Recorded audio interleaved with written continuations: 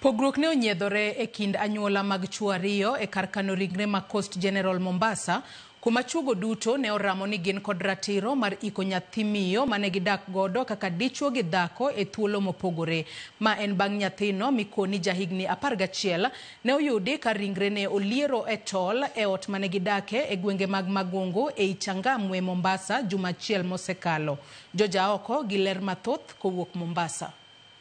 Kar kano ringre ma Coast General Mombasa. Kai, anyuola mag chuo ariyo mopogore ne jochopo mar yuore chenro mar timo bero e ringre nyathi mikoni jahigni 11 mane yudi koliero e tol e odgi mantiere Magungu, Changamwe. To kata obedo ni onge wuon nyathi mahie e kind chuo ariyogi ne mar giduto ne gikendo miyono ken kod nyathino, dichuo mane odak kode e thuolo mokwongo kapok okawe gi dichuo mar ariyo, koni en kod kiawa kaluwore gi tho nyathino mokoni en ema ne opidho chakre tin mare. Chiel kuom jotijgi ma gitiyogo mong'e ni an chuore, ogona simu kendo dhano gochona mang'eny sana ni chopi Mombasa mapiyo.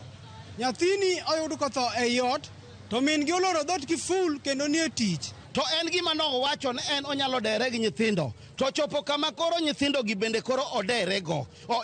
Nyathini koro oyud no odere. Investigation chakre kanye. Tuko na uchungu, manake mtoto umri ule kupotea kwa ile njia inahuma.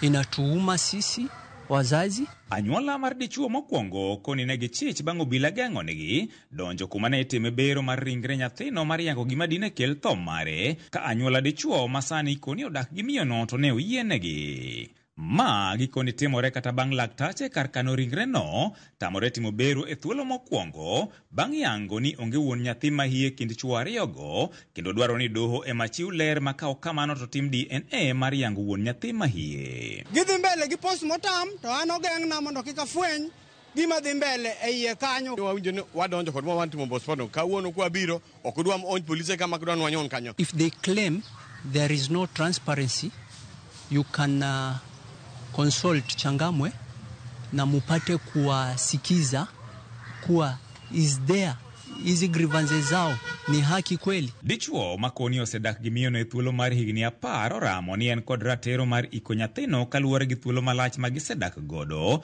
ka anyuola mar min nyathino to koni dichuo mar ariyo mikoni jadolo mosedak gi miyono e thuolo mar higni 2 ema ratiro ni e lwete nikech en ema sani odak kodgi. Dala ne wagoyo igni 4 mokalo koda mamani Maliam makoro nindo the late ene wuoda maduong' manaketo mbele kaka chik luo wacho ma wadwago kode dala. Hasa siku zote mama mtoto ndo anajua mtoto ni wa nani.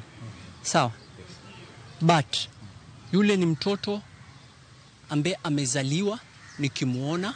En wach masani omoko ya kerekeke ka obila ma Changamwe bende ikoni dhi nyime kod timo nonro. Ka chunya wuon agombo ni mondo ayud nyathi mosenindo ni koda nyawadgi ni, nikech mama to en ng'ama duong' manyalo timo gima dwaro. Umeambiwa toa samples za DNA ikafanywe, umetoroka umeenda, bado wewe una claim mtoto.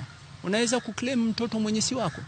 Jogo makedo ratich oganda bende koro donjore wachni to chutho bang' maling'ling' yango ni ringre nyathino ne osegole kar kano ringreno ma Coast General bang' bero, kendo ochwale kar kano ringre od thieth moro mar ji giwegi e gwenge ma Kisauni. Postmortem to ber mano gima extract the cause of death, but oripo ber ne haki oyud nyathi ma erini. Kwa sababu wote sio baba ya mtoto, hiyo ni mahakama inatakana itatue. Kwa hivyo mtu yoyote anataka kuzika yule mtoto ajue kwa pia tutamshtaki kwa kuiba maiti mochari. Tho mar nyathini sani koro kelo gwenyruok, koro familia duto ywak ne gin magin kod ratiro mar iko nyathini. George Aoko, Ramogi TV, Mombasa. Thoth nyithindo